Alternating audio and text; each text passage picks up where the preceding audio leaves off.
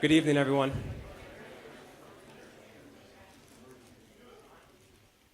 We're going to go ahead and get started. Good evening, and welcome to tonight's discussion, Marriage, the Church, and the Common Good. My name is Michael Bradley. I'm a staff member with Notre Dame's Tocqueville program for Inquiry into Religion and American Public Life. It's my pleasure to introduce tonight's speakers. I'll start by acknowledging and thanking the two co-sponsors who have made this evening possible. This is Notre Dame's Gender Relations Center under the leadership of Christine Karen Gebhardt and Notre Dame's Institute for Church Life under the leadership of Professor John Cavadini. And in a special way, I hope you'll join me in thanking Christine, who has worked tirelessly in the past few months, has fielded more than enough annoying emails from me to keep her occupied about all of the logistics to bring this event to fruition. So please join me in a special way in thanking Christine.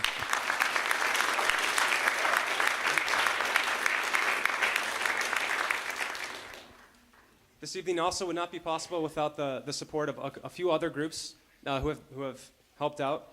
The Irish Rover, Notre Dame's independent student newspaper, Students for Child-Oriented Policy, and also the Sycamore Trust, which is a group of alumni dedicated to Notre Dame's Catholic mission.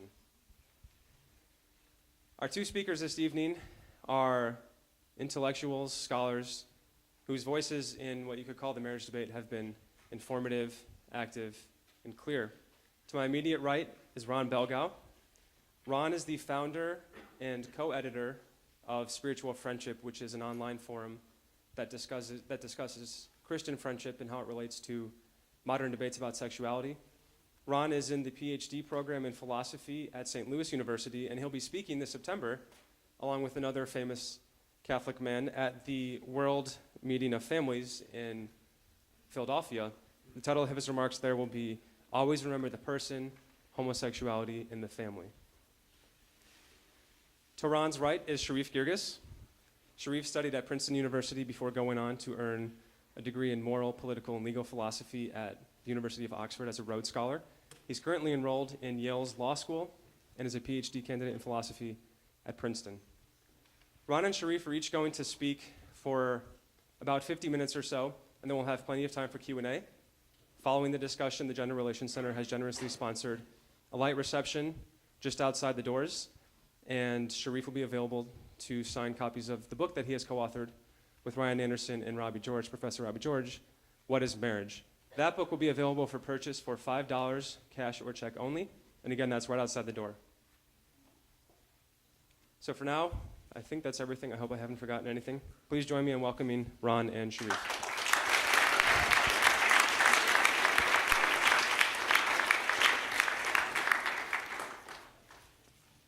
It's a little bit intimidating looking out at this room. There's so many smart people. I feel like there's much more challenging questions than you could get at a PhD defense. So anyway, I want to start off by talking a little bit about the challenges of this conversation. And particularly, as a gay Catholic who supports the church teaching, the challenge that I think the marriage conversation has created. Now, the crisis that we're facing in our culture is, I think at its root, a crisis of belief. That we're in a culture in which it has become more and more the default stance to approach things from an agnostic perspective. That we no longer count the question of whether or not God exists as important. Now, a particularly clear example of this can be found in the Episcopal Church. In 1979, John Shelby Spong was elected Bishop of Newark, and he went on to deny virtually every sentence in the Nicene Creed. The divinity of Christ, the existence of God, the virgin birth, a variety of things. Was never, there was certainly controversy around him, but he was never brought up for charges of heresy. In 1996, Bishop Walter Reiter, an Episcopal bishop, was brought up on charges of heresy for ordaining a gay man who was in a partnered relationship. Now, I don't think it's a good idea when a bishop ordains an openly gay man as a priest, but I'm more concerned at a bishop who denies the existence of God than I am at a bishop who ordains an openly gay priest.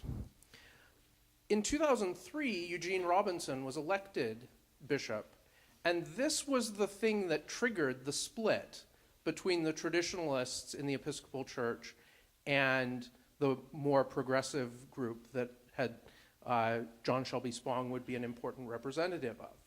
Now, it seems to me that this is an example of a conversation that has lost its bearings in first principles. It's clear that, for whatever reason, there was much more objection to homosexuality than there was to defense of basic Christian belief. And I think that this is something that we need to look at very closely in this conversation. I also think that even when we talk about sexuality specifically, we end up with a kind of shift in the topic. So traditionally, and here I'm not just speaking in terms of Christian belief, but natural law generalizations that hold across most cultures in most times and places, the purpose of marriage is to ensure that children are born in marriage and that marriages will provide a stable home for children. So we have various kinds of social pressure to discourage out-of-wedlock pregnancy and various kinds of social pressure to encourage the stability of marriages. Now, in the last few decades, when people talk about defense of marriage, less and less do they mean anything about discouraging out-of-wedlock pregnancy or encouraging the stability of existing marriages. Mostly what they mean is opposition to same-sex marriage. So there's been a shift from discussion where traditionally we would talk about sexual ethics in terms of marital versus non-marital. If you listen to the Apostle Paul in the vice lists, he'll talk about fornication, adultery, homosexual acts, a variety of non-marital acts that are treated, I wouldn't say that they're identical in moral weight, but that they're listed more or less in the same order, with the key distinction being marital versus non-marital. And now we've had this shift to homosexual versus heterosexual, with the result that there's more and more focus of, as we look at the family falling apart, various other problems in our culture, the focus of blame goes to the gay agenda, gay rights, same-sex marriage, all of this, without attention to the ways that these other issues have dramatically altered the family. And I think, here it gets delicate, because we've just had in Indiana the fight over the Religious Freedom Act that first passed and then got modified. There was the blow-up over Memories Pizza. And this is a very recent, very raw, very unpleasant debate. But I think it's important also to recognize, as we fear the ways that government coercion will affect Christians, we should look at a few steps back in the sexual revolution and think about the ways that coercion have affected there. Now, if you own a business, you do not have the right to refuse to provide benefits to a second marriage. You have to recognize marriages as they are defined. But even more, if you are in a marriage, your lifelong vow to be faithful has no legal effect. And if your spouse decides that they want out, the government sides with the spouse who wants out, not with the spouse who wants to be faithful to the marriage vow that they made before God and the church. So I think it's just important as we approach this conversation to be aware of how much, even the way that it's presented from the traditional perspective, what's called the traditional perspective, ends up adopting the earlier stages of the sexual revolution while resisting the later stages. And the way that shift then ends up putting excessive blame on the gay community and sort of increasing conflict with the gay community while looking the other way at a number of the changes that have occurred related to premarital sex and no-fault divorce, etc. Now, I'll turn it over to Sherif to talk more about just fundamental first principles about marriage and so forth.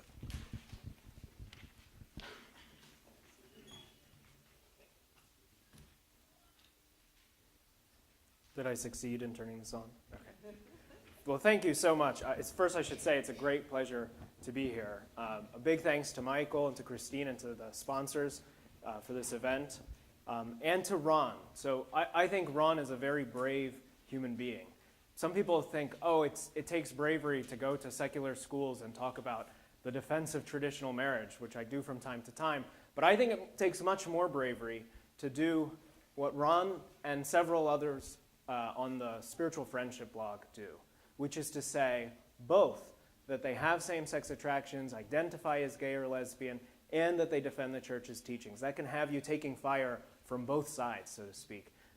And I think the work that they've done is an incredibly important ministry, which we'll both, in different ways, be talking about a bit later. And finally, I'm always very happy to come to Notre Dame. I'm married to a woman whose family, without any irony at all, just refers to Notre Dame as the Promised Land. So in conversation, it's like, oh, do you have a trip to the Promised Land later this month? So she's very jealous that I'm here and she wasn't able to make it this time, and it's always a pleasure to be with you. I have to say up front that, as I just alluded to, I'm not used to speaking, as a rule, to audiences where two or more agree with me. So I'm going to be thinking through some of this in real time, so I ask for your patience. But the other thing to note is that I will be, for the most part, for my opening remarks, assuming the Catholic vision of sex and marriage and family life, but I don't assume that everyone here accepts it. And whether you do or not, I hope that you aren't discouraged at all from challenging me on any of the substantive points during Q&A. I'm happy to address any of them, either from a theological perspective or from a philosophical one, since I do think the church's teaching on this can be defended by rational arguments.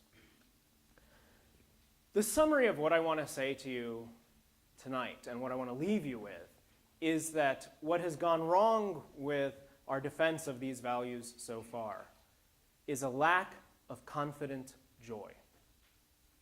A lack of confident joy. I think confidence and joy, in the best senses, are both born of love. And when they're on display in our defense of our ideals, whatever those ideals are, they have a very powerful, persuasive effect all on their own.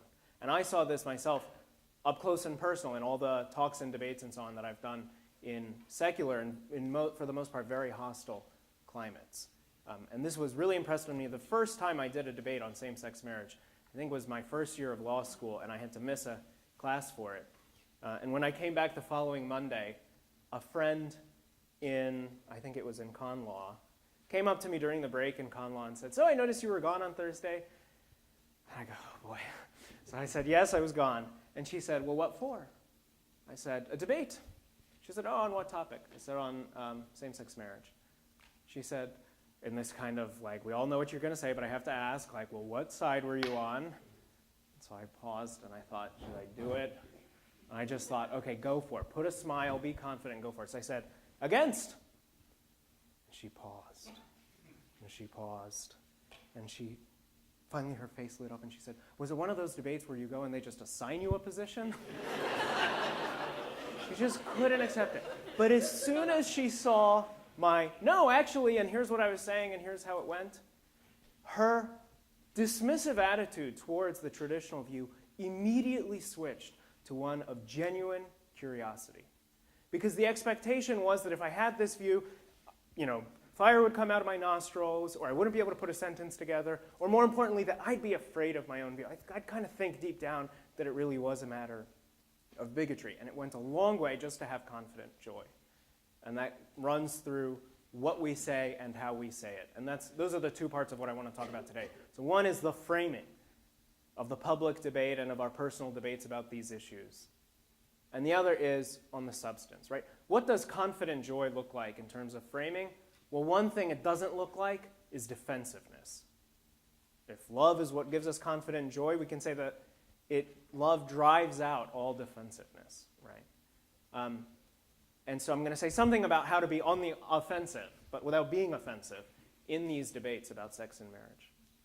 And then I'm going to say a little bit about how a confident joy is always focused on the goods your principles serve, and only secondarily on the things that they exclude. So I'll say something about the goods that are most central to these debates, the goods of marriage and family life and their contributions to the common good.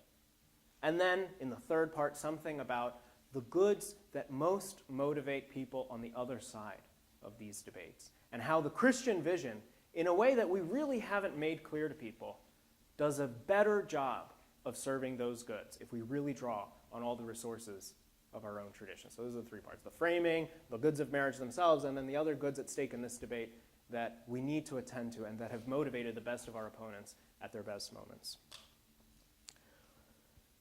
On the framing, I think things are going to change very quickly. Up until now, we've been in the position of defending the status quo, and that's always very hard, because to defend the status quo, to defend the traditional definition of marriage, this received thing for 10,000 years, it's in all these state laws, at least up until recently, you have to defend a whole wall, basically. And the other side just has to poke a hole in it. Well, why not this? Why not this tweak in that understanding of family and marriage? What difference would it make to include same-sex relationships? Tomorrow, the Supreme Court is going to hear oral arguments in the same-sex marriage cases, and most legal observers think that the court will end up with a 5-4 decision requiring all 50 states to redefine marriage. And a lot of people think that even if it doesn't, it might do something similar that will have the equivalent effect, so that within a couple of years, effectively, we'll have same-sex marriage across the land. If that's the case, I think we get help from current events in reframing the debate along the lines we should have been reframing it all along. We now get to focus the question in a more even-handed way. So the question has always been pressed on us. Why do we have this vision of marriage? Why this vision with these particular norms? And what goods do they serve? What good does that vision do? What harm would it do to slightly tweak it? But after the new status quo, the question would be, why that vision of marriage? And what goods and what pros and what cons does it have in terms of practical effects? The vision of marriage that would be enshrined, that would be required by His Serene Majesty Justice Kennedy in a decision in June, would basically be a vision of marriage as fundamentally a matter of degree and not kind. What do I mean by that? It's mainly a form of relationship distinguished by having the most of whatever makes any form of relationship valuable at all. Tense emotional union and sharing of experience. And its public purpose is basically, at the end of the day, there are lots of practical considerations, but the reigning argument at the end of the day has become social dignity, recognizing the equal dignity of every member of the community. Those are the personal and the public purposes of marriage on this new vision of marriage. And if they're the new status quo in a couple months or a couple years, the questions will become, why do they make sense? And I think once those are the central questions, the debate has been reframed in that more confident, from my perspective, tone, where we're not just on the defensive on our own view, the inadequacies of this vision will start to become clear. Think about the idea of deep emotional union as defining what makes marriage different from other forms of domestic partnership, for example, two brothers living together for the long haul. There's no reason that something of that description should require a permanent and exclusive commitment to get off the ground. What really makes it a marriage is a certain kind of deep emotional union, which might fade through no fault of anyone, which might be served for some people, given their temperament or taste, by being sexually open, as increasingly many couples have said.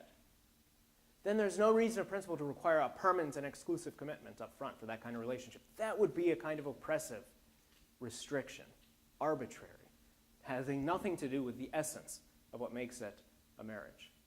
But most people who would maybe favor same-sex marriage because it's kind of like going with the flow for now, don't think that's right. They think if that's the implications of this new vision of marriage, that vision gets marriage wrong somewhere. The idea that marriage is inherently a union of two people also becomes really hard to see on this view. If what makes it a marriage is a deep emotional union, then yes, 2 men or 2 women can have it, but so can 3 men. There was a profile in New York Magazine a couple years ago of a throuple, a 3-person couple. 3 men who live together, they're committed to doing it for the long haul, they've thrown their lot together. All the burdens and benefits of common life, they're committed to sharing them. They don't want to be stigmatized, they don't want kids they raise to be stigmatized. They want all 3 names on the deed, on the tax filing. They want to present to the world as one. This vision of marriage has no argument against the idea that it's unjust discrimination to exclude that throuple.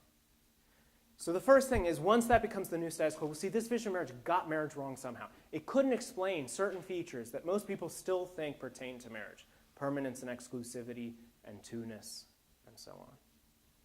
But then the second thing is, we will start to be able to question the effects. What are the effects of enshrining this vision of marriage in law? Of teaching by our law and policy that what makes it a marriage is a deep emotional union, that its basic point is a kind of personal fulfillment and status. Will it be easier or harder in that new status quo to fight the scourge of fatherlessness? If you have redefined marriage to make fathers optional, to teach that it's bigotry to think that mothers and fathers are both essential, is it going to be easier or harder to encourage men to stick with their wives and children? Something that, apart from this debate, people on both sides of the aisle would be willing to say is a problem that we need to fight. Is it going to be easier or harder to encourage men and women in general to stick with it when the going gets tough, when that emotional union fades, which on this vision of marriage, after all, just means their relationship has reverted to a kind of friendship? Is it going to be easier or harder to say marriage, from a social perspective, is about prioritizing the needs of kids rather than the fulfillment of adults? I think those questions answer themselves. And we're already starting to see some people come out of the shadows and tell their own personal stories on these issues. So in the marriage cases now before the court, there's an amicus brief, a friend of the court brief, that was filed by 6 children of same-sex couples who say, we love our 2 moms, we love our 2 dads, but it's not the same as having a mom and a dad. Marriage is, in a phrase I recently saw, the institutionalization of the missing parent.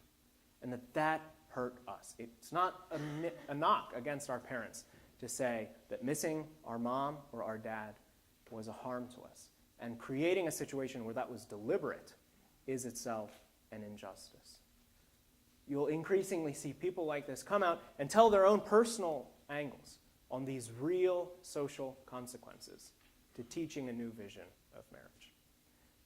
So those are the ways in which I think current events will help us do what we should have been doing all along, which is to make this a more even debate. Say there are 2 visions of marriage on offer, not just one vision with a hole to poke in it, that they have different consequences, and that we have to interrogate those consequences.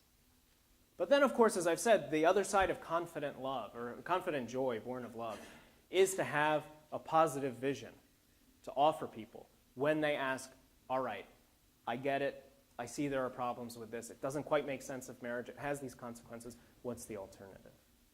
And here, my co-authors and I, in the book that Michael alluded to, try to give a philosophical defense of a vision of marriage that's deep in the Christian and Jewish traditions, in the concept of one-flesh union, but it's also present to a remarkable extent in the thought of ancient Greek and Roman thinkers who had no connection to Judaism or Christianity, which really suggests it's something that human reason has some access to as well.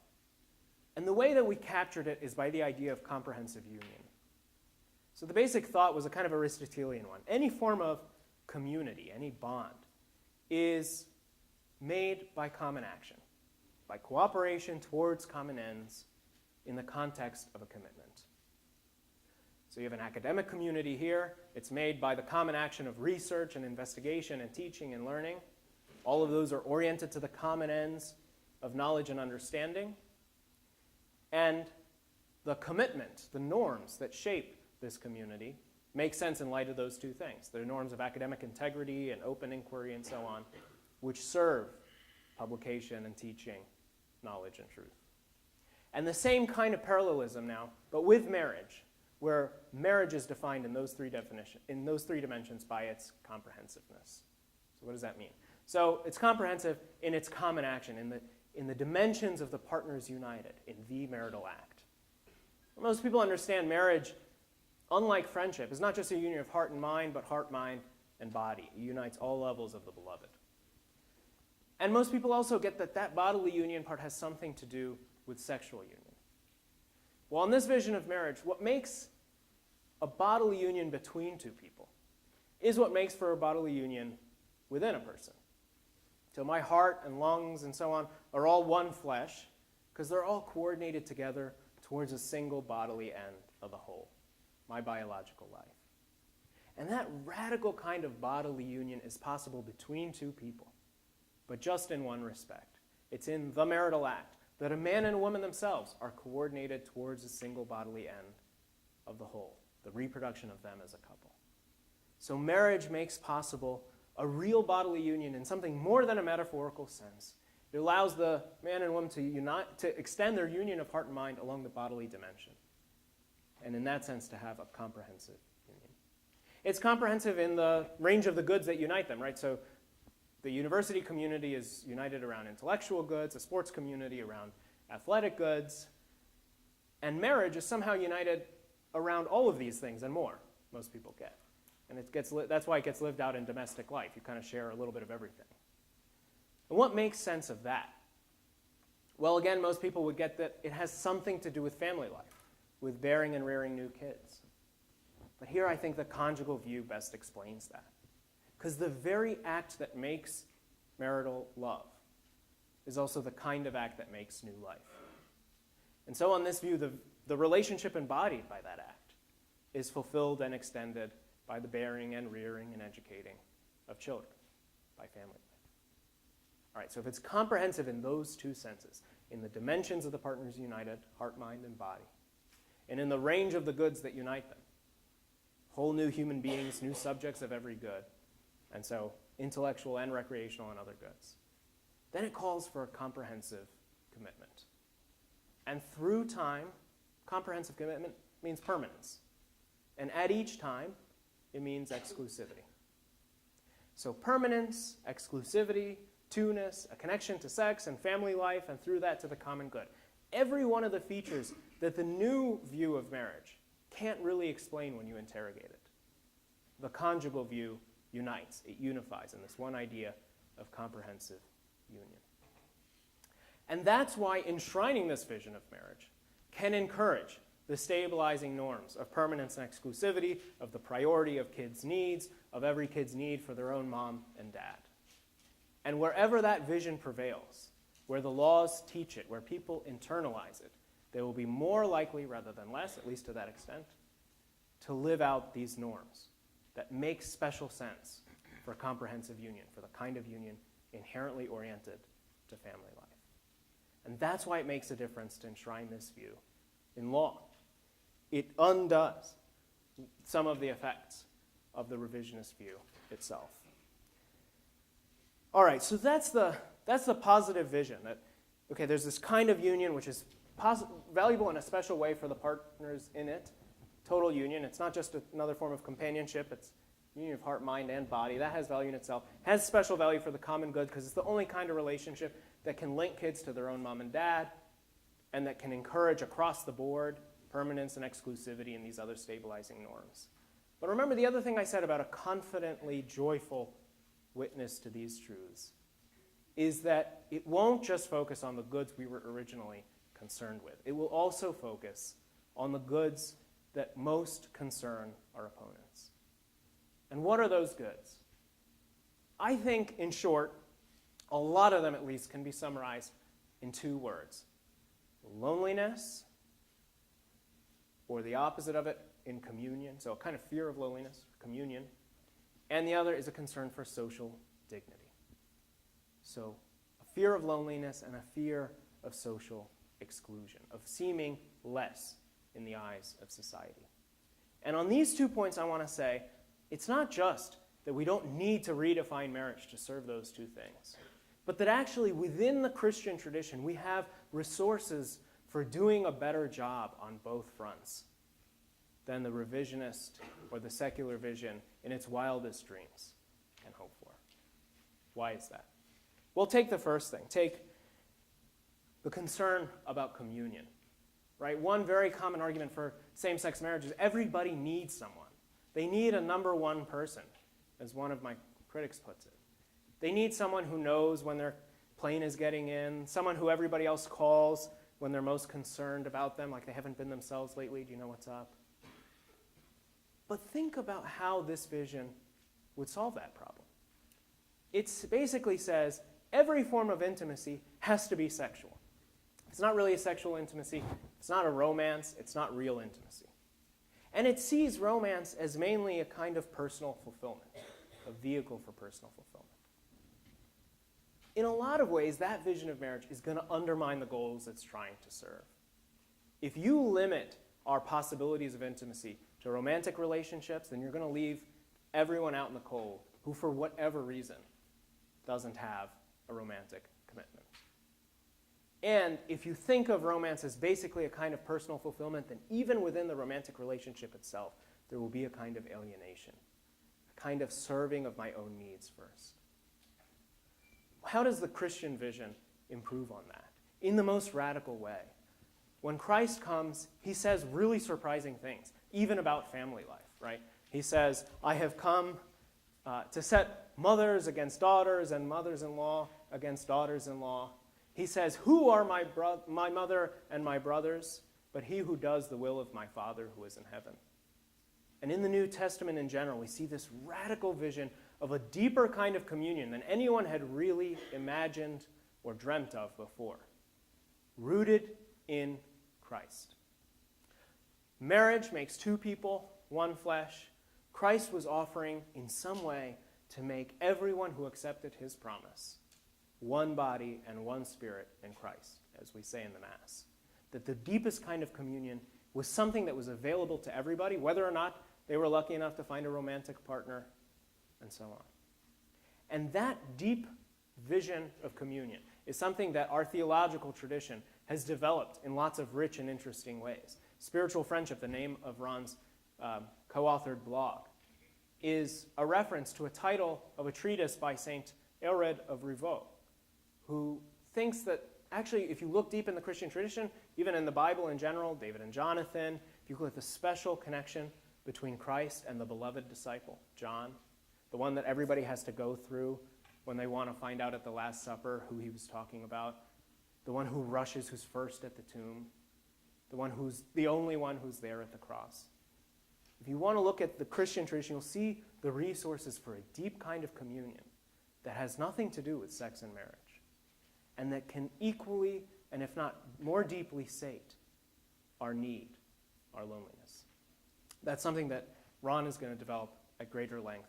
But I just want to point to the fact that we have the resources within our own tradition, and in particular, by having a more prosaic, a more mundane view of marriage, we open up more space for deeper forms of intimacy that aren't sexual.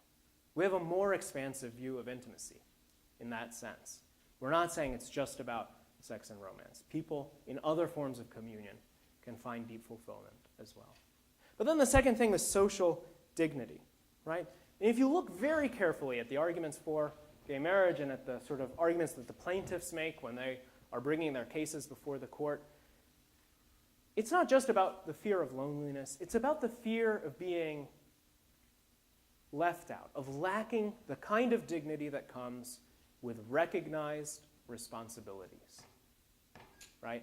If society isn't making demands on me in some way, if society doesn't see me as contributing to the common good or to someone else's good in a publicly recognized relationship, then I matter less. I'm a second-class citizen. But of course, here again, the revisionist solution isn't good enough to solve the problem motivating the revisionist. Even if you slightly expand your understanding of publicly recognized responsibilities to recognize same-sex relationships as well, you're still going to leave some relationships out. No matter how expansive your vision of marriage is, some people and some loving relationships will be left out. But then the second thing is, here again, the Christian vision has a much more radically pervasive solution. And this is most clearly spelled out in the Second Vatican Council and in the idea of personal vocation. Here the idea is that Christ makes a call to every one of us, which has much deeper significance even than the social responsibilities we have for this world. Right? That everyone has a particular mission of eternal consequence. There's a couple things to note about it. First, it's all-encompassing. So you're going to miss this fact if you just think of vocations in the kind of 4 terms that I was taught in middle school, which is priesthood, religious life, marriage, and what they euphemistically called single blessedness. Okay? Which basically sounds like priesthood, religious life, marriage, other.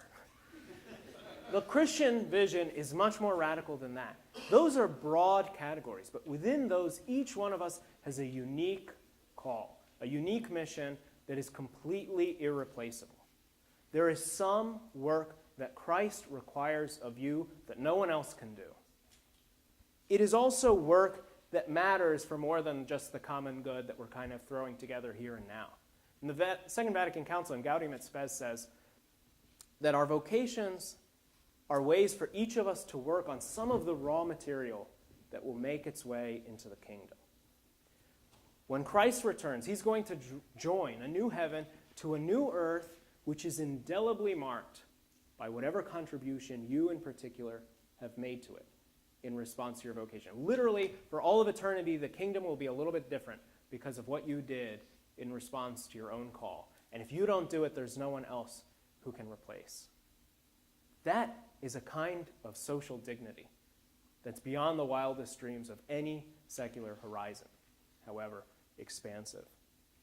And that's a way of responding to another need that the revisionist is concerned to alleviate. So I think if you have this vision of the kind of communion that's possible within the church and the kind of social dignity, the recognized need and responsibility for each person, the idea that Christianity or its vision of sex and marriage is cramped or cruel is actually just going to start to look ridiculous. It's going to look harder and harder to believe, even down in your bones and not just as an intellectual matter. And this combination of a more specific vision of marriage plus a very expansive vision of vocation will give us a very different ethos. It will remind us some truths that will make any kind of hardship connected to sex and marriage easier to bear. It'll remind us that both marriage and single blessedness point to our union, our ultimate union as one body and one spirit in Christ. Marriage points to the fact that it's a union of mind and body. And single blessedness, celibacy, points to the fact that it is all-inclusive. Right? It reminds us that while marriage is based on our reproductive life, and so it will end at death, the kind of union that celibacy points to is based in our supernatural life, so it will never end. It reminds us that there isn't a kind of normal standard vocation for those who can with contingency plans for those who can't, but again, unique calls made to us each and willed in love from the foundation of the world. And for all those reasons, it reminds us that our most basic identity, our most basic marker of status, is not as single or married or gay or straight or a member of this or that particular family or household, but a son or daughter of God, made in his image, destined for his household, and for the glory of his kingdom, to which we will have contributed. Thanks.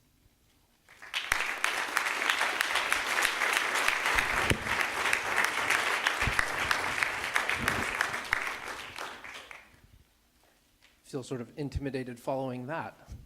I want to start by reflecting a little bit on the place of friendship in Scripture. And Sherif alluded to David and Jonathan or Jesus and the beloved disciple. But I want to point to something a little bit deeper than that. So, those who are closest to God in the Bible are not described in marital imagery. So we do get marital imagery for God's union with his people Israel. We do get marital imagery with Christ's union with the church. But when speaking about individuals who are particularly close to God, we hear that Abraham was a friend of God, that God spoke to Moses face to face as a man speaks to a friend. At the Last Supper, Jesus says to the disciples, "I no longer call you servants, I call you friends." And I think it's really fascinating to look at the dynamics of the conversation in the Last Supper. As Sherif alluded to, at the beginning of the conversation, Jesus says someone will betray him, and so Peter kind of isn't sure that he can ask Jesus directly. So he pokes John and says, "You ask him." So John asks. But then a couple of chapters later, we get to Jesus saying, "I no longer call you servants, I call you friends, because a servant does not know what his master is doing." And so here you see Peter's concern was he doesn't know what Jesus is saying, so he goes and asks the guy that he recognizes as Jesus' friend. But in a way, when Jesus says to all the disciples, "I no longer call you servants, I call you friends," there's an invitation of now, be confident, I will share anything with you. And then we move forward and we get at the end of that conversation, Jesus' prayer for the unity of the disciples and of those who come after. And here, what is the image of unity he uses? That you may be one as I and the Father are one. That's the depth of the call when Christ offers friendship to us. The ultimate end of that friendship with God is to be one with him as Christ and the Father are one. Now, obviously, in contemporary culture, all of that is going to just be lost on people. I think for a lot of us, thinking of being friends with God is almost like being Facebook friends, that we occasionally see his updates pass our feed. Maybe if he starts getting too irritating, we unfollow him. He's still on the friends list, but we're not getting the updates. I joke, but I think that there is that sense in which many of us, myself included, often just do not cultivate that deep relationship with God, do not consider the possibility that if we pursue relationship with God, it becomes possible to enjoy the intimacy of speaking with God as a man speaks to his friend. But yet this is Teresa of Avila, who, probably is one of the greatest mystics in terms of the marital imagery of union with God, also speaks of contemplative prayer simply as speaking to God as one speaks to a friend. And that quote is used in the Catechism for the discussion of contemplative prayer. Well, if we live in a culture where we don't understand, where friendship is this sort of optional, not very important thing, what does it do to our understanding of the gospel if we can't relate to that? Now, another interesting point, a lot of times I think we look at David and Jonathan primarily in terms of, if we talk about them at all, we talk about the emotional intensity of the relationship. But we miss the fact that what's described there is a covenant. That Jonathan makes a covenant with David. A covenant that's binding not just between David and Jonathan, but between all of their descendants. Now, if we can't understand the notion of people forming a relationship that is that binding, we don't understand the bindingness of God's covenant with us. Because it is, after all, from the ancient practice of swearing covenants to each other and keeping those covenants that we derive the word that the scriptures use for the covenant with Abraham, the covenant with Moses, and the new and eternal covenant in Christ. So I think it's really important to understand what has been lost in our ability to go to the scripture and see what's there if we live in a culture that ignores friendship. Now, I grew up in Washington State, and from where I am, Mount Baker is about 100 miles away. It's a huge volcano, visible on a clear day. And so I've grown up my whole life seeing Mount Baker off in the distance on those days when it's clear, which in Washington is not every day. Recently, I was invited to speak at Trinity Western University, which is in the outskirts of Vancouver, British Columbia. So I was up there, and I was looking around and saw this enormous mountain that I didn't recognize. So Vancouver is much closer to Mount Baker than I am. But I was looking at the opposite side of the mountain. And from the other side of the mountain, you don't recognize it. It's a very different shape, very beautiful, but a very different shape. And it occurred to me that this is an image of what happens when we only look at God's love through one image. Now, I think it's a great thing that in recent decades we've paid more attention to the marital image of God's love, and we've drawn out some of the implications of that. I don't have anything negative to say about any amount of attention that is given to understanding marriage as a route to God, as an image of God's love, and I think in our current culture it's really necessary that we recover that image. I think our culture's attitude towards marriage severely distorts our ability to grasp that image. But there's a whole other set of images for understanding God, which I hope I've convinced you are really important images. That if you don't understand them, you don't understand what Abraham or Moses or the disciples had with God. And I'm not a theologian, but I think if you don't understand Abraham, Moses, or the disciples' relationship with God, you have somewhat of a disadvantage at understanding God's plan for the human race.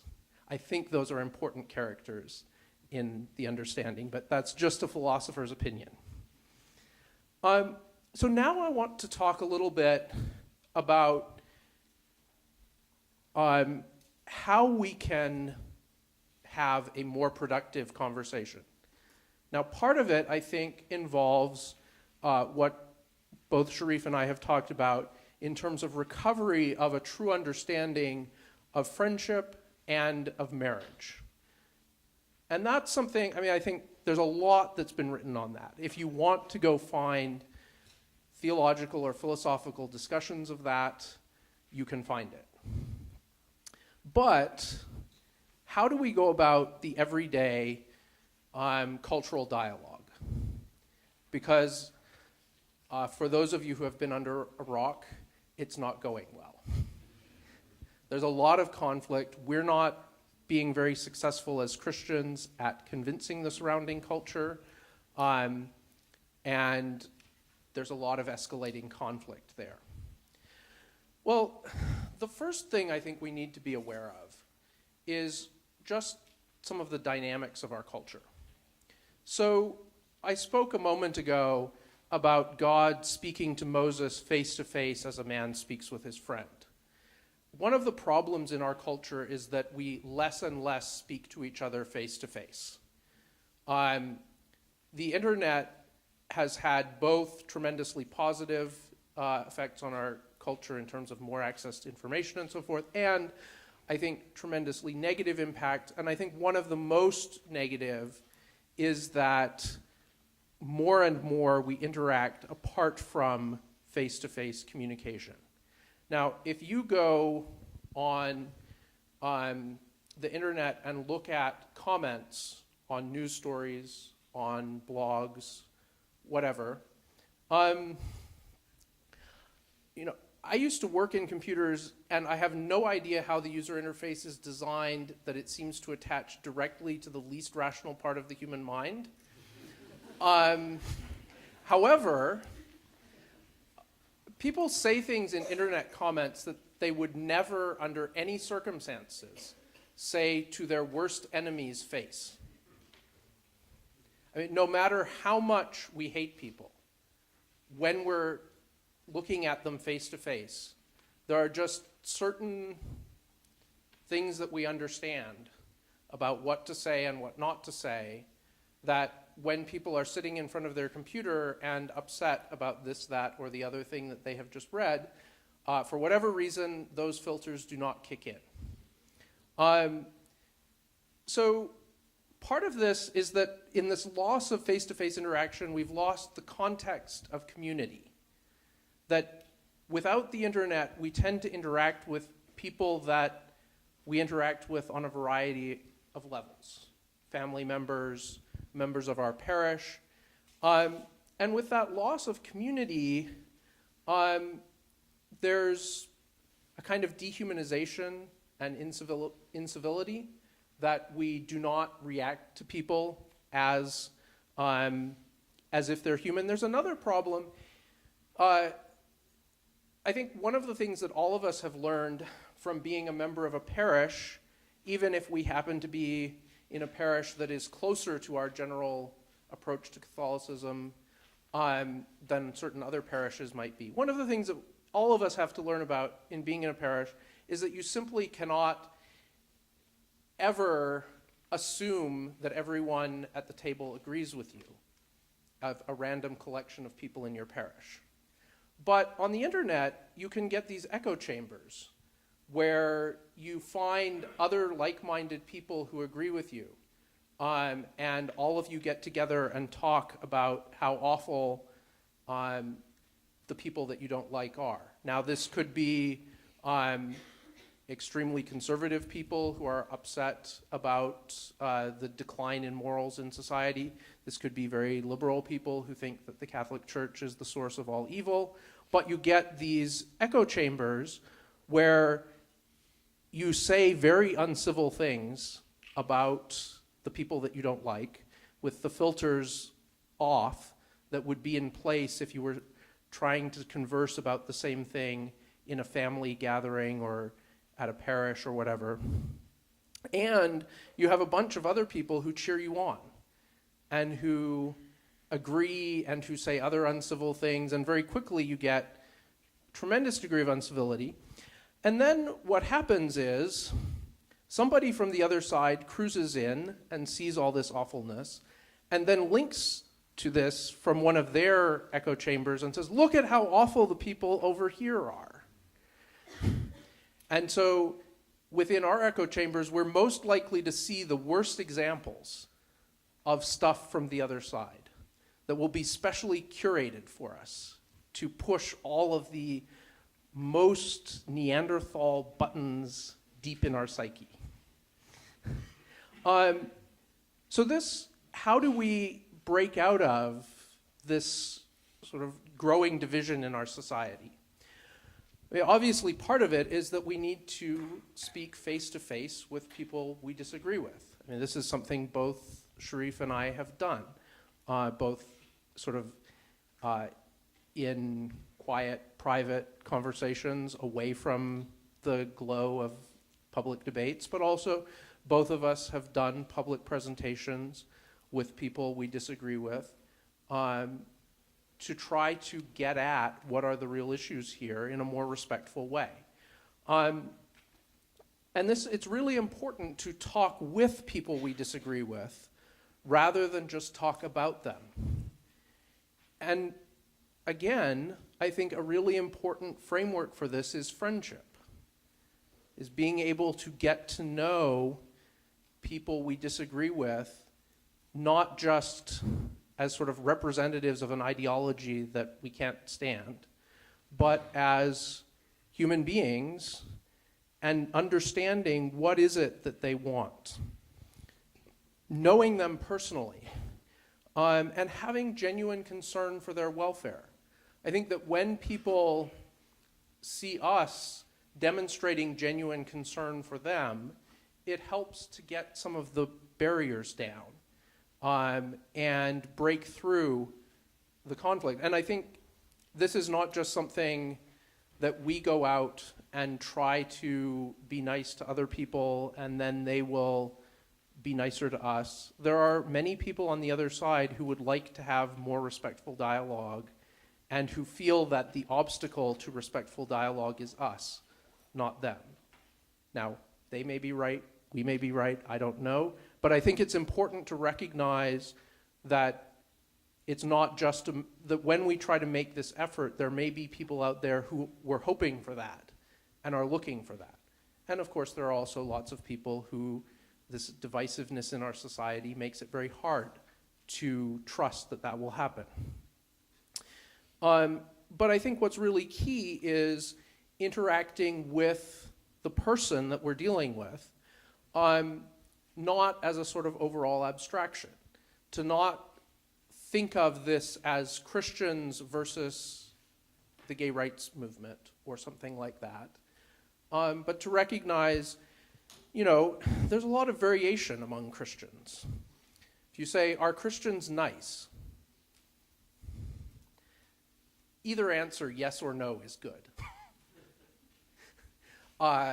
There are not nice Christians, there are nice Christians. Are Christians open to dialogue? Well, there are Christians who are and there are Christians who aren't. It's not helpful to ask a question like that. But is this person that I'm getting to know open to dialogue?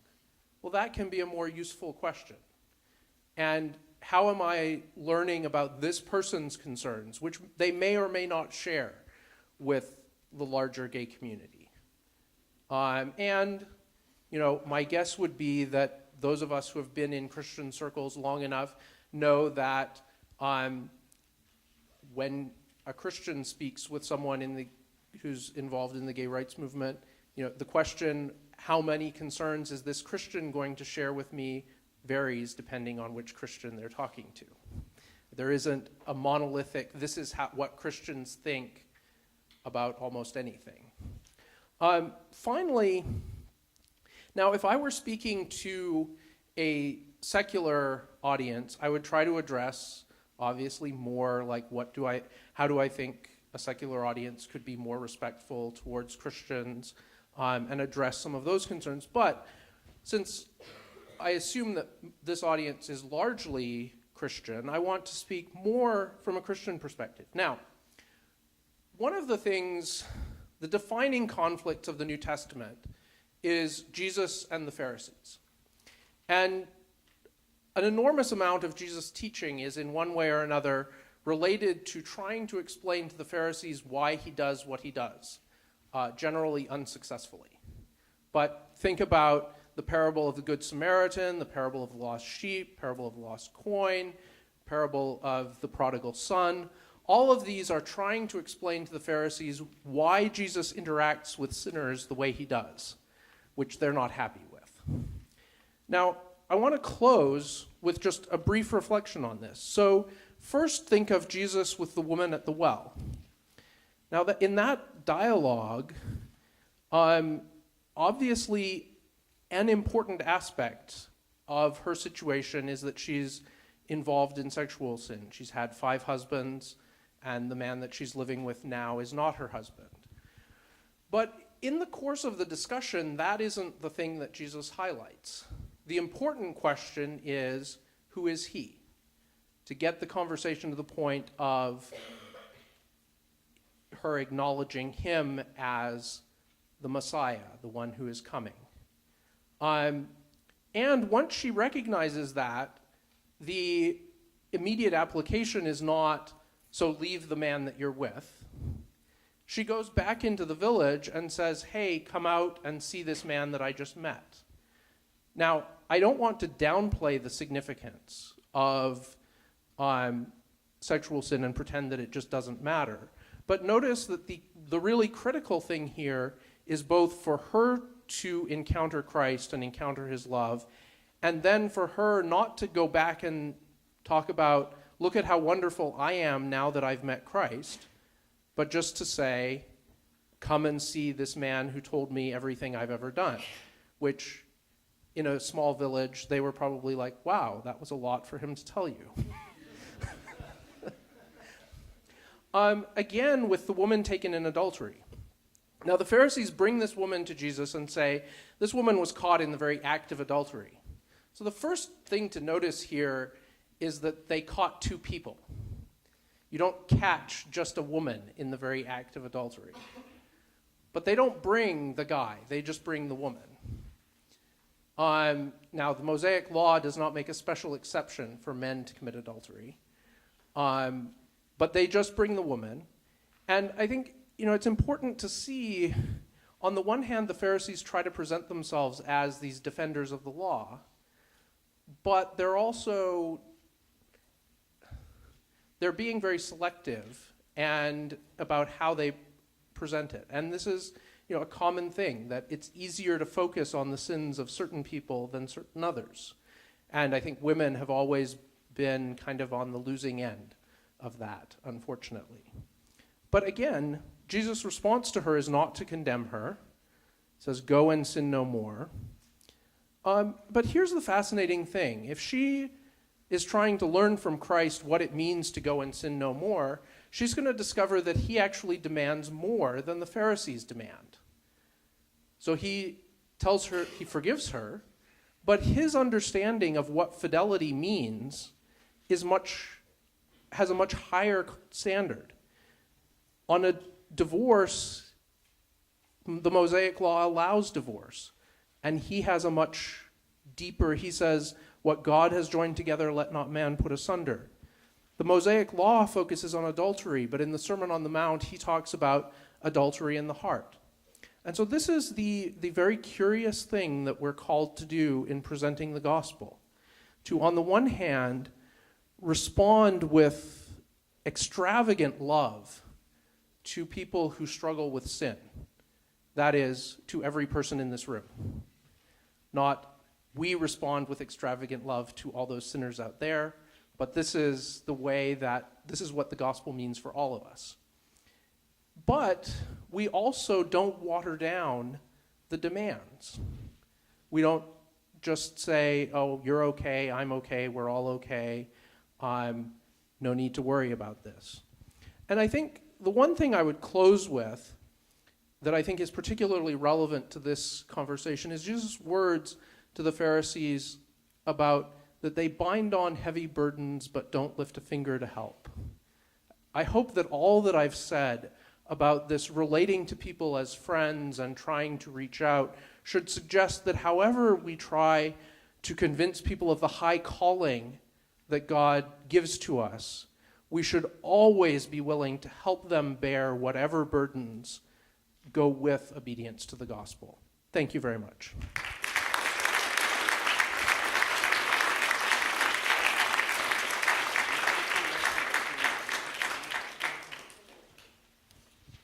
So we've got about half an hour for questions here. If you do have a question, I ask that we'll call on you, stand up, introduce yourself, and please keep your question brief.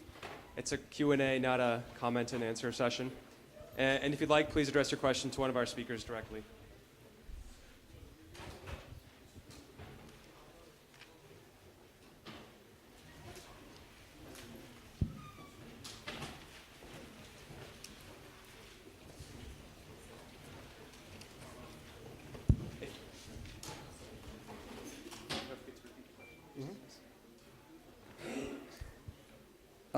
Maybe the fellow on the left, I forgot your name. Carl Truman is a professor of church history at Westminster, and he said that the greatest doctrinal question of today is the historicity of Adam.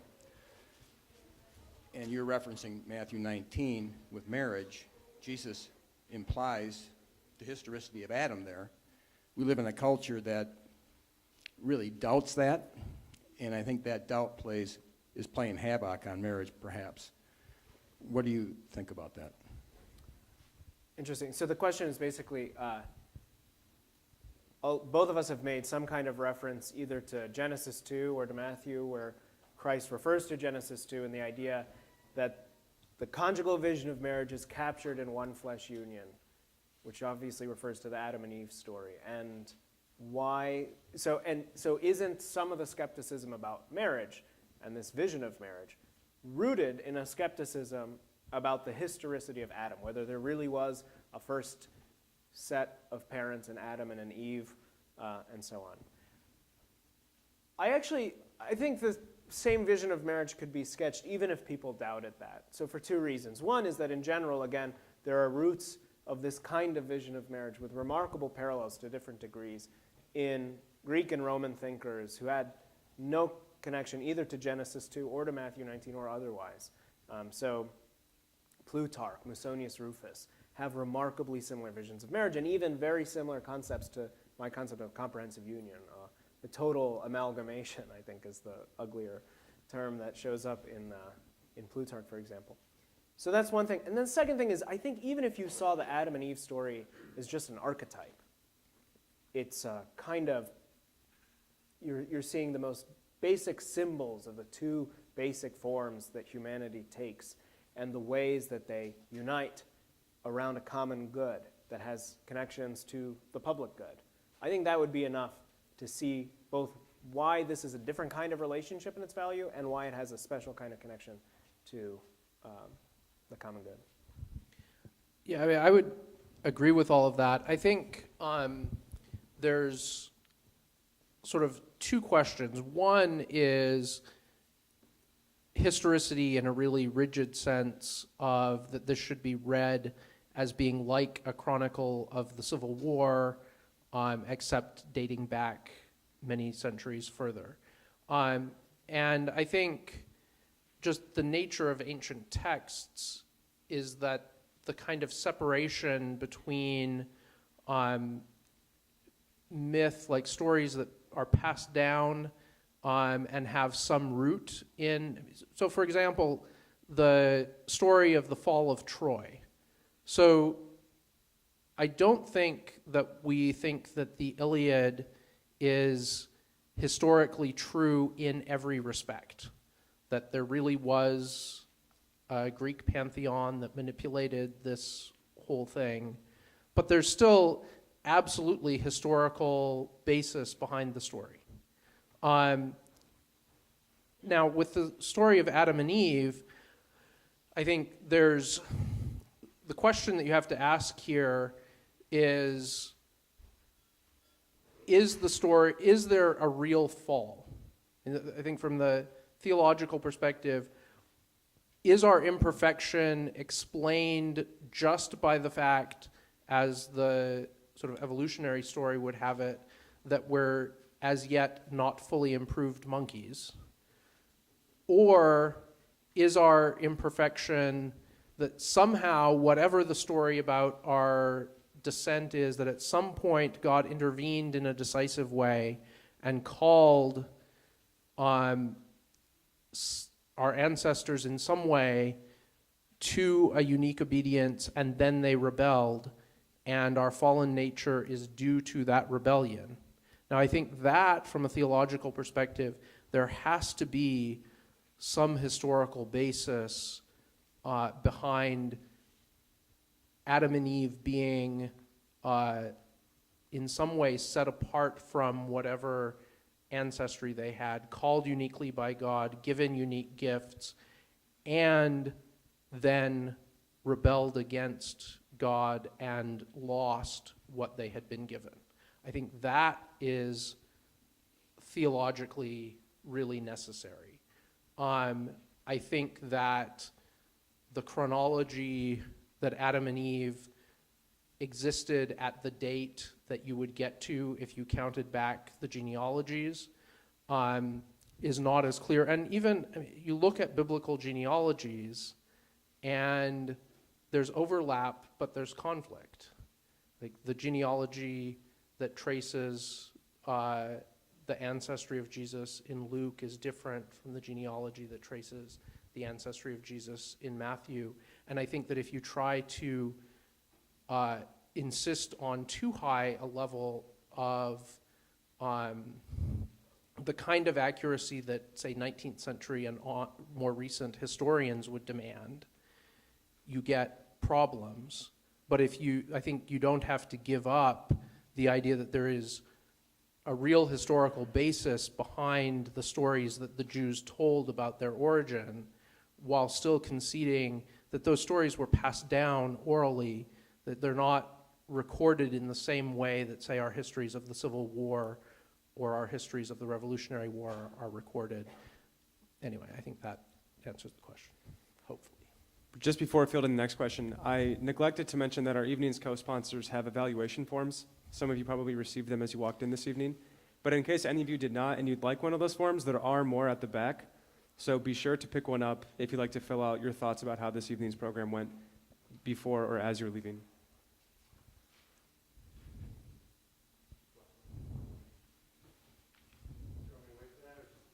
Just, if you yell, we'll repeat the question. I'm Tom Valentian, a Notre Dame alumnus, and I appreciate you both being here. And I came because I wanted to find most of the information you find out on the marriage debate is one side. If it were not for Brian Anderson, your colleague, Sherif. So I wanted to find out what your opinion was of the marriage debate, as well as get some further information. But I have two questions that maybe you can comment on. The first is, 36 years old, always been a lifelong Catholic, been to Mass, never heard a priest actually talk about marriage at Mass, nor gay marriage, for that matter. So is there a reason for that? And second, in the one of the cases before the Court of Appeal, before they reached the Supreme Court on gay marriage, Judge Posner, who is traditionally a very conservative justice, ruled in favor of the gay marriage debate. And his reason, well, at least in his questioning of the Solicitor General, was that what do you do with the children in these gay couples that you have no, how can you say you're against gay marriage and also say you're for the children? So what do you say about that as well? Okay, so the questions were, first, why do priests never preach about either marriage or same-sex marriage? And second, a question about what about the children in legal cases? I'll say something about the priests, and do you want to? Sounds good. Okay. I think that one of the issues, so in the Catholic Church and evangelical churches, there's been kind of a very different way of approaching the pressure that the sexual revolution places on the church.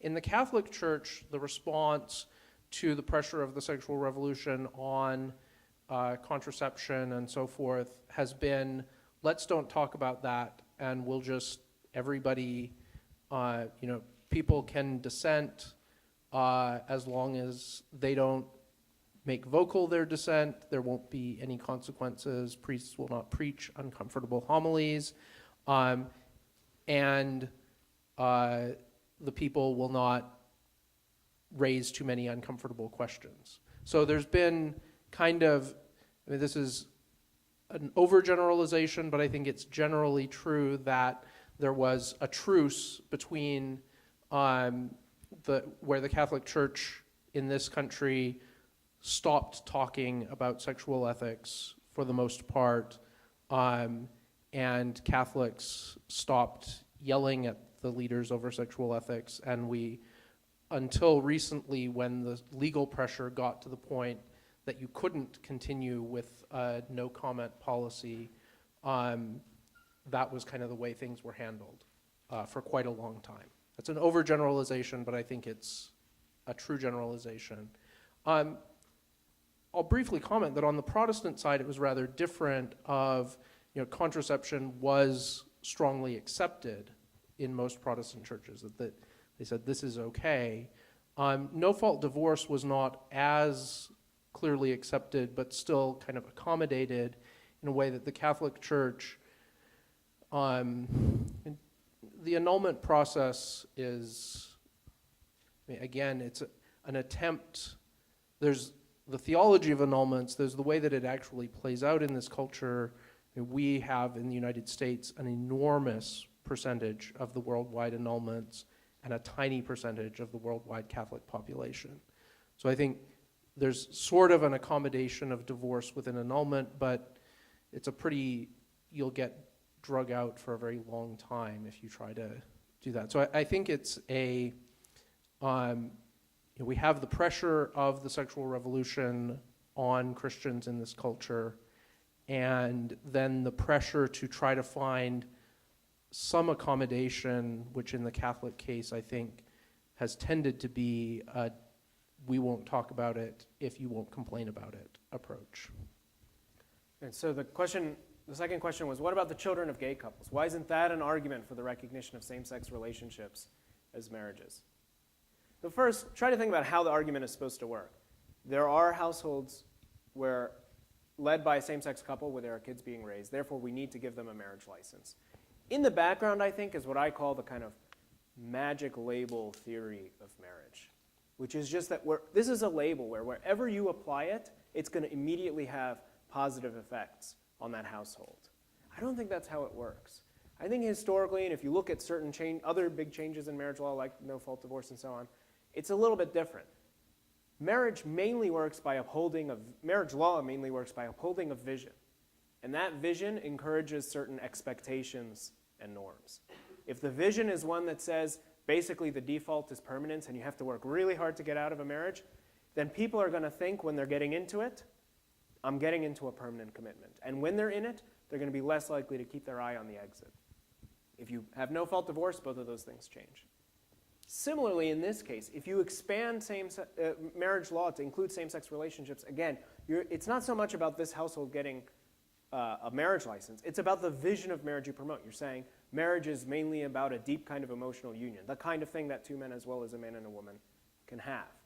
And that vision actually, to some extent, undermines stability across the board. The very thing it was trying to promote, it would harm. The second thing to note is that no matter what your marriage policy is going to be, there will be households led by adults who are not in a marriage, but who are raising kids.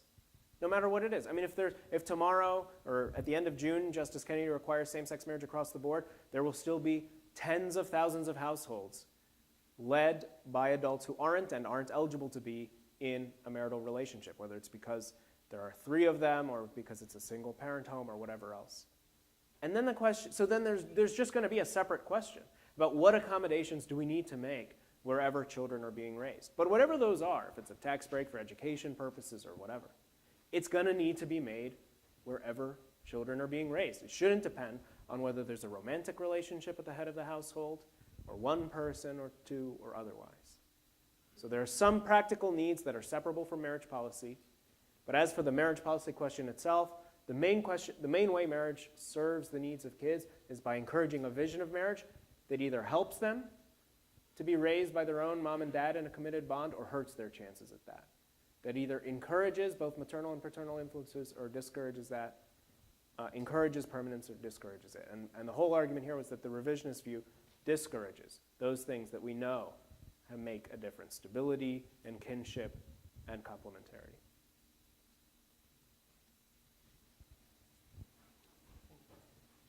There were 2 questions, right, one behind each. Let's go back. No, you were the second one back. Yes. So go there. Go ahead. Who wants to lead first? Chairman Kane, political science PhD. Thank you very much for your charity and courage speaking tonight. 2 quick questions. How do you respond to concerns about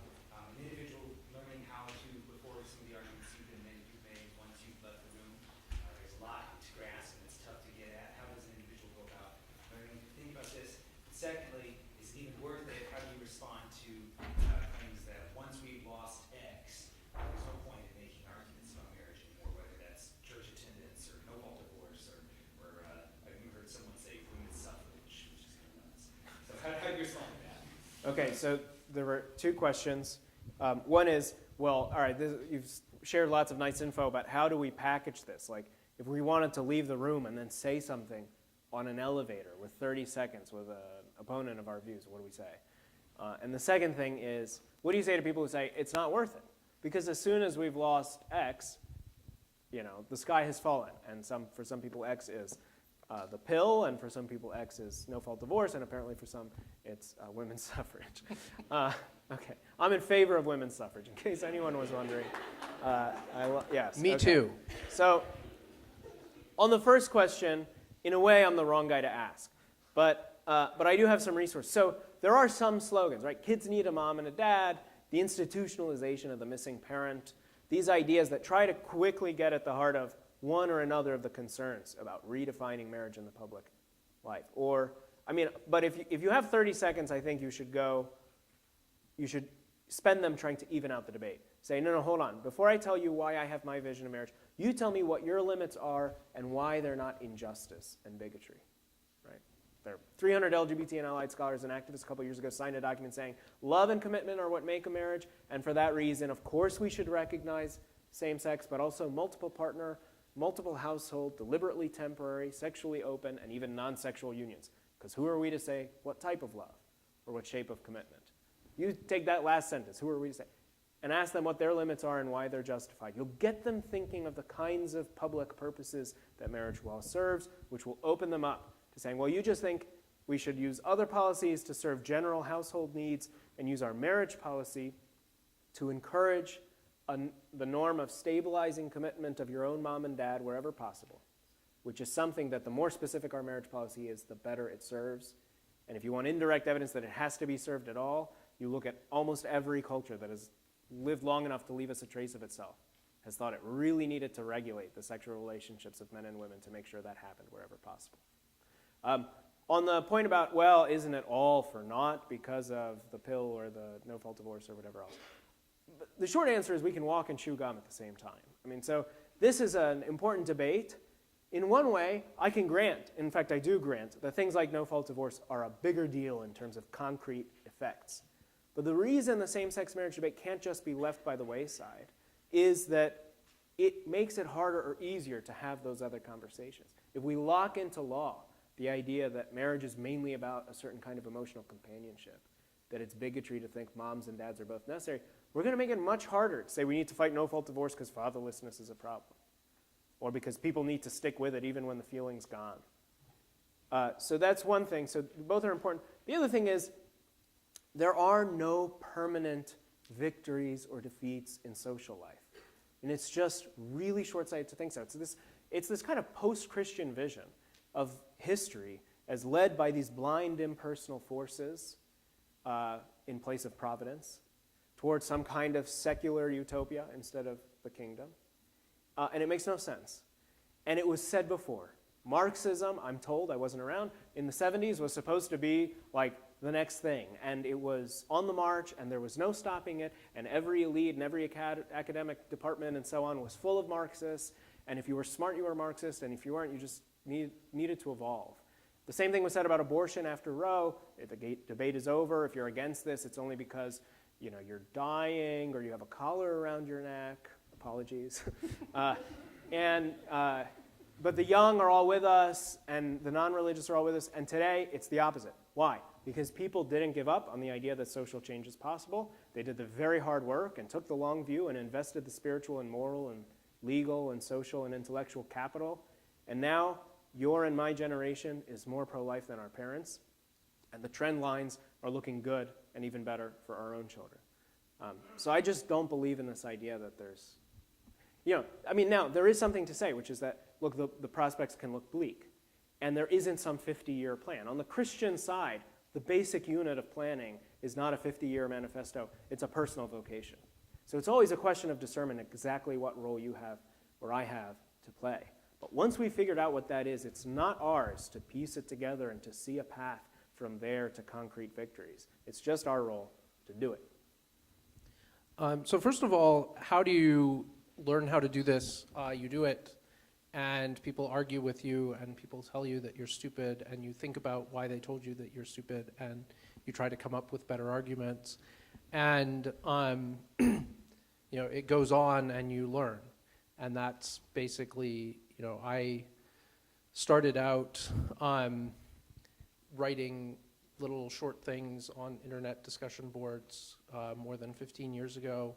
At the time that I started, there was no Google, and so you could safely write things on boards that were publicly visible, and only if someone knew the URL would they find you, and then the world changed. And so, what happened was simply I started a little discussing this in very, out of the way, unimportant conversations, and gradually, kept that discussion going and kept getting invited to larger and larger forums, and eventually got to be one of the go-to people. And that is a process that is nearing 20 years now. So, you just kind of, if it's something that you think is important, you talk about it and work on articulating your ideas, and the process of dialogue and debate and getting to know people just deepens your understanding, and eventually, if this is your calling, if this is something that's important enough to you, it will emerge through all of the contingencies of history. In terms of why keep arguing, first of all, I think we need to have a little bit more understanding of, if we have more understanding of the history of the gay rights movement, we would have more confidence of the possibilities of change within our lifetime. In the early 1970s, when the gay rights movement started, you could still get beat up by the police in San Francisco if you were gay. I think the New York Times wrote nasty articles about early gay rights leaders. I think when Christians feel themselves under siege in contemporary culture, they have no clue what it was like for early gay rights leaders. And the world changed. And it changed because people were willing, they had a vision that they kept pushing for in society. And I agree, there isn't inevitability that the world has been going in one direction for the last 40 years, therefore it will continue going in that direction for the next 1,000. That just isn't the way things work. And, if you think about someone like Reagan, who was very much an outsider for most of his career, made several attempts to run for the presidency, I think starting in 1968, and was always this weird conservative, crazy person that no one was interested in. And eventually, in his 70s became president. And for better or for worse, his vision of conservatism is now the default for the Republican Party, if not something more conservative than him. Whereas the party of Nixon was a radically different party.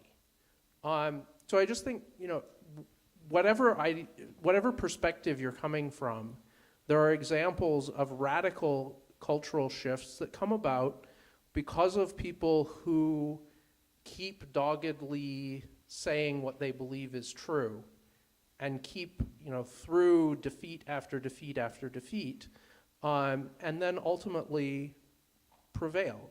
I think Karol Wojtyła in Poland is another example of someone who kept resisting communism through decades in which communist rule seemed inevitable, and it continued to seem inevitable until suddenly it fell. I think up until the late 80s, it still seemed like communism was there in Eastern Europe and in the Soviet Union forever. And then suddenly it was gone. And I think most people who did not live through that do not understand how sudden and how surprising that fall was. And then let me just close with a little bit of hope here. I think that the Christian vision for sexuality can be profoundly attractive. That when we look around at the changes that have come about because of the loss of permanence, that the amount of emotional suffering and drama that is generated by a series of short-term relationships, and this is not a heterosexual or homosexual point, this is just post-sexual revolution, it becomes the norm for people to have a significant number of fairly short-term relationships that are often entered into with the hope that this relationship is going to be my source of hope for the rest of my life. And it ends after not very long, to tremendous heartache, to be succeeded by another relationship of the same kind. And I think that although the Christian vision is challenging, and although the Christian vision tells us you can't just follow your desires in the way that post-pill, the broader secular culture says that you can, that there are really important goods that are preserved by the Christian vision of sexuality that are lost in the sexual revolution vision, and that both really deep friendships that are meaningful and that last, and marriages that are meaningful and that last, are protected by the, apparently very rigid structure of Christian sexual ethics, but that rigid structure actually creates the strength that's needed for long-term flourishing and happiness. And I think that that's something that if people see our commitment to those goals and our pursuit of them, that can be a very powerful witness that suggests that it's not the sexual revolution side that has all of the answers for flourishing. And I think that there is reason to think that this is a vision that genuinely could be attractive to the society around us, rather than just being a cruel imposition. And this will be our very last question, and we'll have some brief responses, then we'll convene. Thank you very much. I liked what you said about, the Christian vision. I don't really hear that theme a lot, but it seems to me that what people like Carl Wojtyla did is they unified the Christian vision, and it seems that throughout history, the Christian vision, whenever it succeeds, is all centered around the divine and divine nature. Because when we try to get too much into the worldly aspect, communal life can become very animalistic. It doesn't necessarily have to be ordered. I think marital imagery as well can be, very, locked in sort of carnal chambers. And just real quick to go off the whole Adam, the historical accuracy of Adam, something I think that might be missed is human destiny within the context of Adam and Eve, because he created woman from Adam's side, and we are created divine through Christ's side. And so that sort of evolution, I think, is missed. And then when we're just focusing on that, on the symbol of the pierced heart, I think we kind of lose the focus a little bit. But in the argumentation sphere, the number of Christians statistically, I think, should be able to at least get a majority in understanding within the realm of gay marriage and whatnot. So what can you say about, this is my first question, what can you say about sort of making the argumentation culture a more of evangelizing culture, so that there's more of a shared Christian vision before there is a pure argument, you know what I'm saying? And so, there's also this pattern in secular society where the secular society wants to continually make things more animals. We're just evolved beings from whatever, stardust or something, I guess is what you're telling me. Let's get to the conclusion of the question here. here. Yeah. So, what can you say basically on making the central theme of the argumentation basically evangelizing and unified within divine context? Good. So I guess Thank you for your time. we'll have to do quick responses because I know we're up at the end. So the basic question is, shouldn't evangelization be the center of the argumentation on this stuff. You have a Christian base, and then you work from there. Well, I think yes and no. So on the one hand, these norms and ideals and even the policies serve goods that count as goods that really help people, whether or not they're Christian. And so they should be the kinds of things that, a child does better on average with her own mom and dad, even if she's not any particular religion at all. So that's one thing to note. The other is that sometimes the biggest blocks to evangelization, the biggest blocks to people coming to hear the message of Christ, are based on the cultural disputes we're talking about. So they think that it's a cruel vision, therefore I don't need to hear about whether the Gospels were reliable or the stuff about Jesus eating fish sandwiches a couple days after he was dead. I mean, I know it's all crazy, because I know the thing that's most close to my face right now, this like Christian vision about sex and marriage, I know is so repugnant that the other stuff can't have anything going for it. So sometimes you have to clear the brush on the path to faith, and that's something that only philosophical or policy or other kinds of secular argumentation can do. On the other hand, all of our arguments as Christians have to be in the context of thinking that we're not just trying to recruit somebody for an abstract moral ideal, or even for a cause that really serves people's interests, but for a relationship, for a communion, for unity with a person. And that's going to shape how we argue. It's going to mean theological arguments sometimes, philosophical sometimes. It's also going to mean you never argue to win over your opponent. To win a contest over your opponent. You argue to win over the opponent. And so I think it's much more about the methodology and the spirit with which we argue necessarily than about just excluding philosophical ones. Yeah, I would say, first of all, with Karol Wojtyła in Poland, he actually was very well respected by non-communist secular intellectuals and spent a lot of time cultivating them, inviting them to come have dinner with him, spending time with them, participating in intellectual discussion with them. And I think there's real value in our ability to present the gospel that's found in learning to speak the language of unbelievers. You see this with Paul on the Areopagus. He starts talking in terms of Greek philosophers rather than immediately talking in terms of the gospel. So I don't see it as, it seems to me that talking about the truth of the gospel is not limited to exclusively theological discourse. It's, here is truth, let us present it through all of the avenues that are possible. But I do think, I was talking with someone who was complaining about, what is marriage, that it's presenting this secular argument, and said, is the goal of the book just to get people into limbo?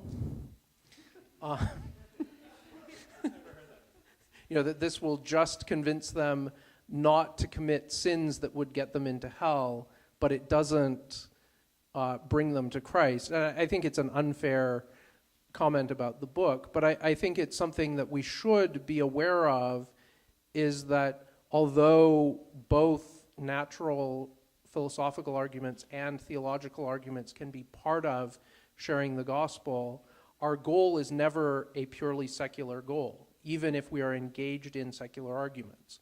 Our goal is always, if all that we do is convince unbelievers not to commit a few sins, we haven't done anything really to fulfill the vocation that God gave us.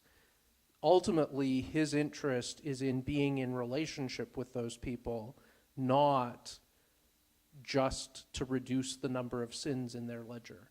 And so I think that's not to say that there's not a place for the kind of secular philosophical argumentation that you find in What is Marriage, but I think it's really important when we engage in that kind of argument to understand the ultimate goal. And this is something I'll just say personally. In being trained as a philosopher, one of the things that is very apparent to me is that even within Catholic schools, the desire to be pleasing to secular academia frequently very negatively impacts our ability to understand philosophy from a Christian perspective. And I think that it is important, even when we are going to speak in secular terms to a secular audience, that we're doing so from a perspective of a deeply Christian understanding.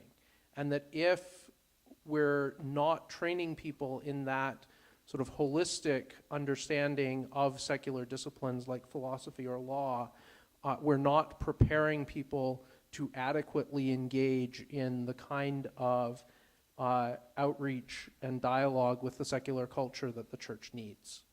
If you're interested in learning more about secularism in limbo, you can purchase a copy of What is Marriage just outside. And also, don't forget, Christine, I believe, has the evaluation sheet, so pick one up on the way out. Please join me once again in thanking our speakers.